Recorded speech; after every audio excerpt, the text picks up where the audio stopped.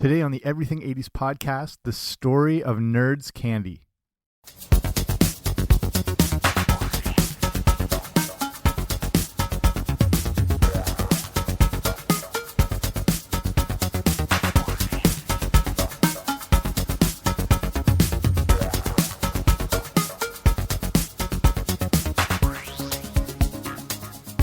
Hey there, what's happening? Welcome back to the Everything 80s podcast. I'm Jamie. Thanks for coming on out. And we're looking at a candy that I didn't realize was specifically an 80s created candy. I always thought Neeeeeeerd's candy went back a lot farther, but it's an interesting story of how the idea came up, how they're actually made and produced, and how they're actually one of the most successful candies of all time. So we'll look into everything to do with that. Before we start, if you haven't already, do me a solid and subscribe to the podcast. If you haven't, anywhere you find your podcasts, I should be there. Apple Podcasts, Spotify, iHeartRadio, all those good things. Okay, let's do this.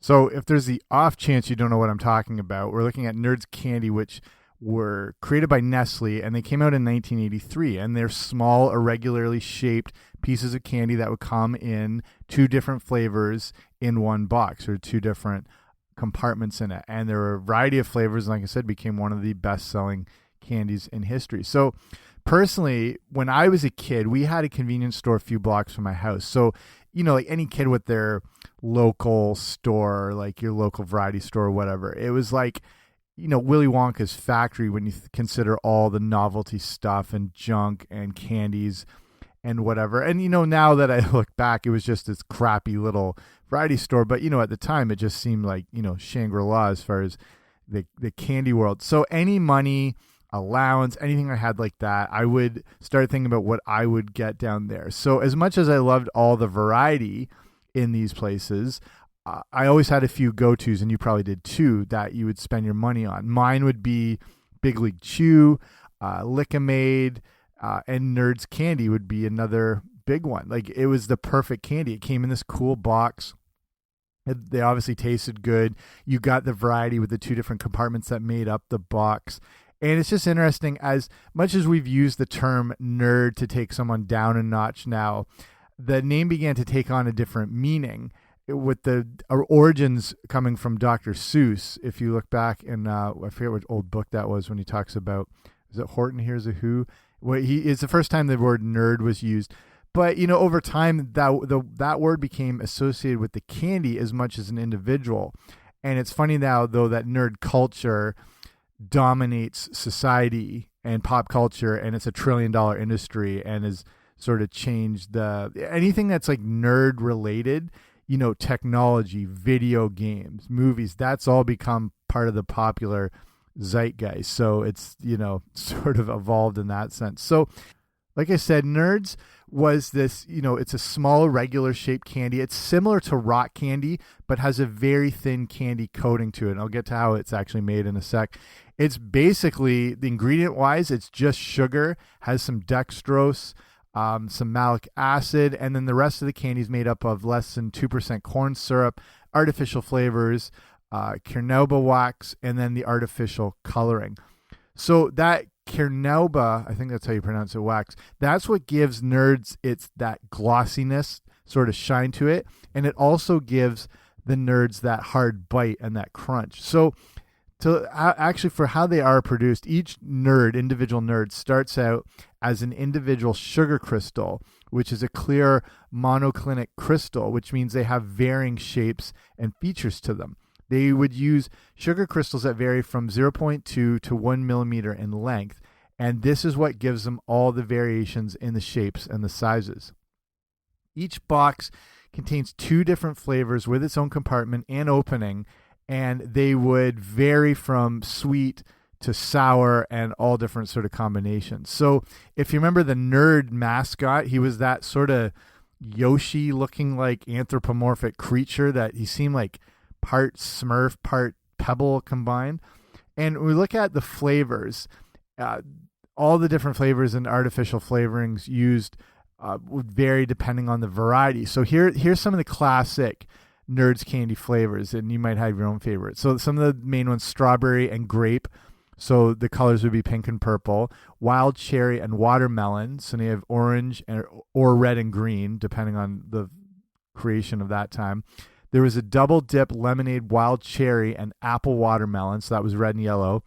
They had sour lightning lemon and amped apple, which is yellow and light green. There was surf and turf. That's tropical punch and road rash raspberry. What that concoction they came out with, that was a red and blue color. Wild berry and peach, which is blue and orange, and watermelon and punch and a wild berry sort of combination, and that was green and blue. So let's look at, sort of setting the stage for this candy. And not only was the 80s a time of massive growth for, like, if you listen to the show regularly, you understand what an explosion of pop culture and cartoon shows and toys and everything that happened. But it was also a period where we got more junk food than ever before. So fast food growth was on the rise, and it brought us the creation of things like, the Happy Meal and the explosion in things like McDonald's commercials and chicken McNuggets and the McNugget buddies and associating cartoon characters with food and things like that. So basically there are all these new, facsimile foods that are vying for our attention, and all this new candy and junk food were shiny and appealing, but, ultimately empty and, pointless, like any good junk food is. So we got a few other classic candies in that time, like Pop Rocks, Mike and Ike's, Candy Buttons, but nerds were able to still carve out their own path, and they really created a beloved and very identifiable candy. So it starts in 1983 with a guy named Angelo Fragos, who had also worked for Gardetto's Bakery, which is a snack food manufacturer, and he worked there as a sales and marketing vice president. He was involved in pasta and things like that, and he was the vice president in sales and marketing for New World Pasta. So he'd worked in different variations of food. These days he works for Dave's Killer Bread, which is a non-GMO organic whole grain bread company. So it seems obvious that the candy, again, like I just touched on, takes its name from Nerd, which was created by Dr. Seuss. It was actually the book, I was just looking up as I go here, it was that book, If I Ran a Zoo. And that's the very first mention of the word nerd, used as one of the creatures that the narrator would collect for his zoo. But it's funny how that name sort of just evolved into association with some sort of geeky individual, as there's never a direct connection that they're talking about someone like that. And the same thing with nerds, the candy, there's no indication on the packaging or promotion of them that they're referring to like a nerd geek person. But either way, the candy comes out in 1983, and they first started with the cherry orange combination and the strawberry grape. So they're a huge hit right out of the gate, and by 1985 was recognized as Candy of the Year. So here's how they actually make the Nerds. So they start out, like I said, as that sugar crystal, and they're a pure white color when they begin. So they keep coating it with thin layers of sugar over and over, like super, super thin, but that gradually thickens each piece. It's done with massive barrels that contain all the sugar crystals, and these barrels keep spinning until all the nerds have received that sufficient amount of the coats of sugar. Since they start out white, they receive their specific colors also in individual barrels. The various nerd flavors from the individual barrels are then transported to fill in the coordinating flavor on the boxes to be shipped out to our greasy little hands. The whole process to make nerds from start to finish takes 6 hours, for something that you can eat in around 12 seconds. So talking about all those different flavors, question, what is the most popular flavor of nerds? Depending what you're thinking, the answer is grape and strawberry. So there's your next dinner conversation. So here's the Nerds candy nutrition. And a serving size of Nerds candy is considered 0.5 ounces or around 1 tablespoon. Not that you'd only eat 1 tablespoon per serving, but in that serving, for all the different flavors, you will get 60 calories, 0 grams of fat, 0 grams of protein, 14 grams total carbs, 14 grams of sugar, 0 milligrams of sodium, and 0 grams of dietary fiber. Nerds has also expanded out into different products and variations. And like I said, they were started in 1983 by Nestle. They're now owned by Wonka. I always felt, I don't know, the company name Wonka received very little fanfare for what it was named after, that it just sort of existed. Like this should have been a bigger promotional sort of crossover that I felt never happened. But here are some of the different varieties. So the biggest one probably be Nerd Ropes. Legend has it that an employee in the Nerds factory poured some gummy mixture they had over a bowl of Nerds and then went to lunch. When they came back, they found that the gummy had hardened and the Nerds had stuck to it, and voila, Nerd Ropes was born. 150 million Nerds are made just into the ropes each day. That's how much of like a side variation they have on it. Here's some of the other top versions of Nerds. You have Sour Nerds, Rainbow Nerds, Jumbo Nerds. Remember those big ones? The Nerds Gumball. I remember those. The Nerds actual gum. Then there were Dweebs, which was the soft, chewy version of Nerds. And then Neon Nerds, which were really popular. Also, we can't forget Nerds cereal. This is a real thing. Listen to my podcast all about 80s cereals if you want some more in-depth on some forgotten cereals. This came out in 1985, made by cereal company Ralston, so not one of the big players in the cereal game. But what was cool with this is they featured two different sides in the box that contained two different varieties of cereal. And there were two different varieties of the cereal. One was orange cherry, the other was strawberry grape. The boxes also contained little packages of Nerds candy inside. The cereals still contain toys and prizes in them. I don't know if that's a thing anymore. But that's the perfect breakfast cereal, that you get the actual candy with it. I never got to try this amazing dual cereal, but it does seem similar, if you know your breakfasts of the 80s, to the Nintendo cereal system. And that was also released in the 80s, and it's got that same mixture where it's a joint box where it's got two different cereals in it. So it would be like Link and Mario and stuff like that, and two different sort of forms or flavors or whatever. Nerd cereal didn't last too long, and one of the reasons might be because of one of the side effects that happened from eating the cereal. If this happened to you, you know what I'm talking about, or if you ever remember mention of this in the 80s, it was reported that eating the specifically, which one was it?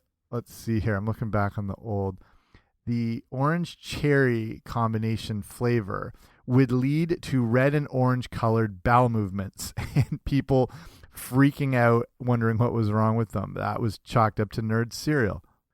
So this is just a quick look back on Nerds candy as I wrap it up here.